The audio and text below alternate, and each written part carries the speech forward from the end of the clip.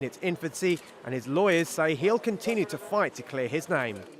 On Sunday, having had a day to digest the judgment, the ICC's chief executive insisted the process hadn't been a waste of time and money. I think the fact that we've successfully convicted the 3 players based upon the evidence that we had collected, there's a sanction that's been meted out, and I think the message is loud and clear.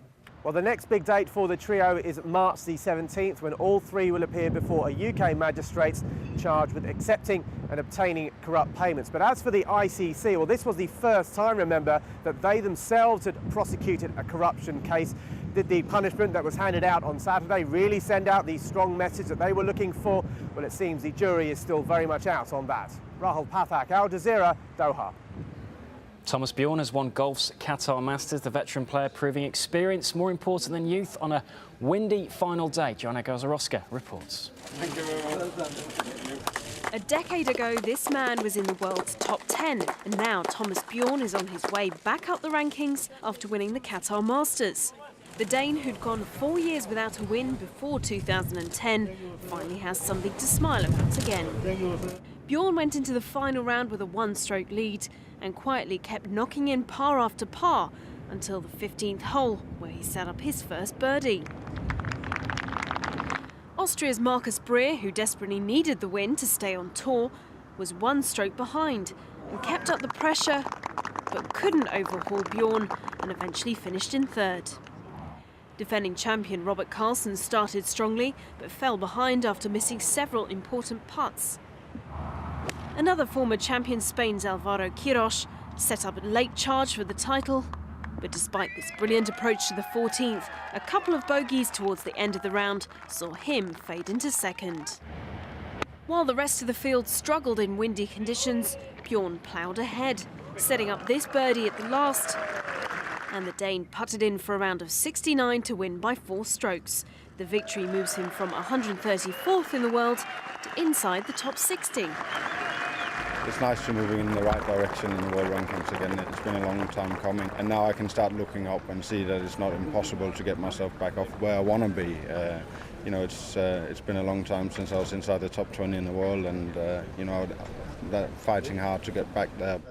Well, it was a tough win in windy conditions here in Doha, but this victory is also Thomas Bjorn's 17th, and it comes just 2 weeks before his 40th birthday.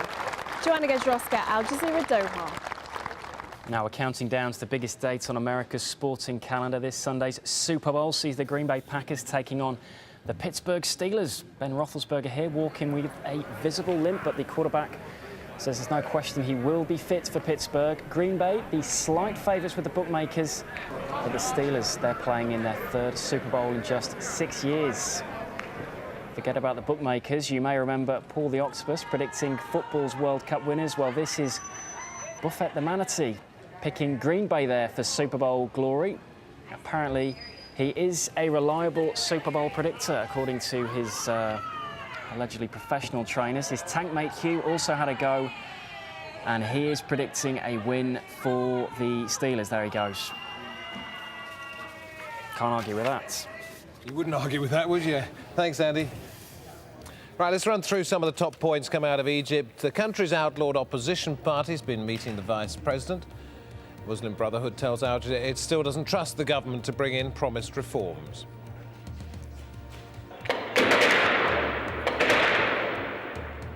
Pictures obtained by Al Jazeera show protesters being targeted and gunned down in Cairo. The identity of the gunman not known.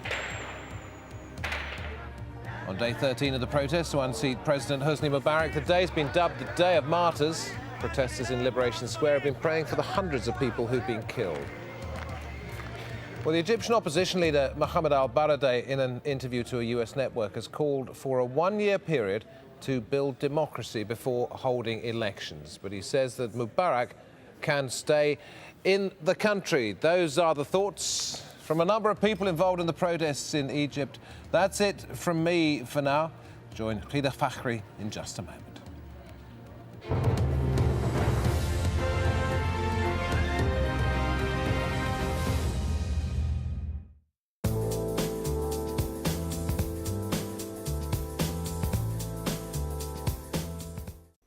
Hello again. Recently, it's been very, very wet for many of us in Australia, and the rains are set to continue.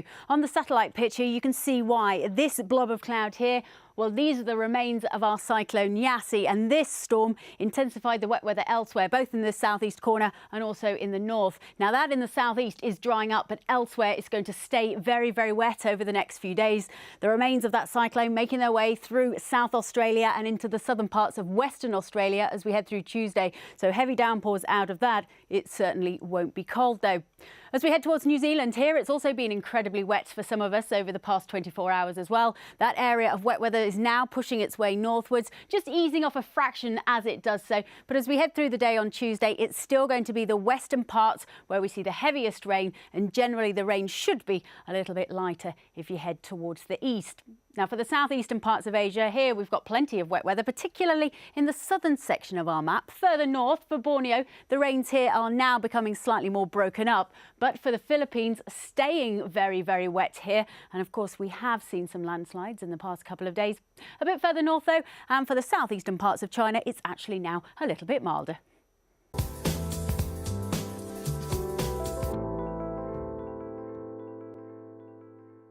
Be thrilled by the speed, be delighted by the tastes, be inspired by the sights, and enjoy the hospitality. The Muscat Festival.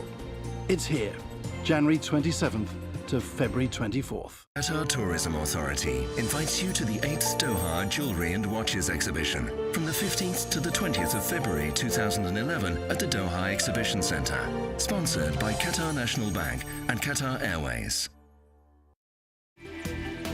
We do accept that there was very bad mistakes made in our banking area. Behind the headlines, most South Koreans are not interested in reunification. Is the inside story at this time on Al Jazeera.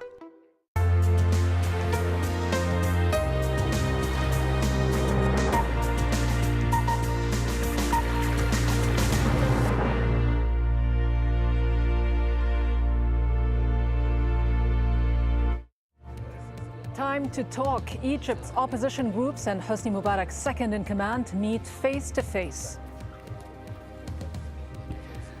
The first such meeting since the crisis began fails to resolve the protesters' chief demand that the president must go now.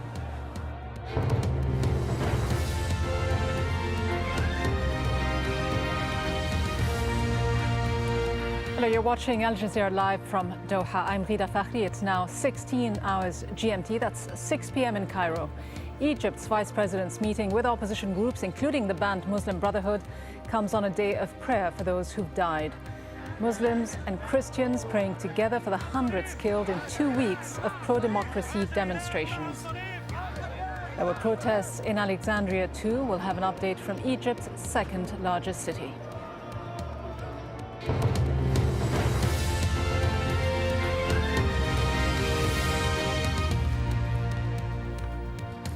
It's been 13 days of unprecedented protests and now a historic meeting between the Egyptian vice president and opposition groups, including the Muslim Brotherhood, which has been banned for more than 5 decades. Opposition figures aren't satisfied by what's on offer so far, nor are the protesters. This is Tahrir, or Liberation Square, where thousands of people are still demonstrating almost 2 weeks into these protests. They maintain that they're not leaving until the president stands down. Some say they'll sleep under the tanks to prevent any attempt to evict them.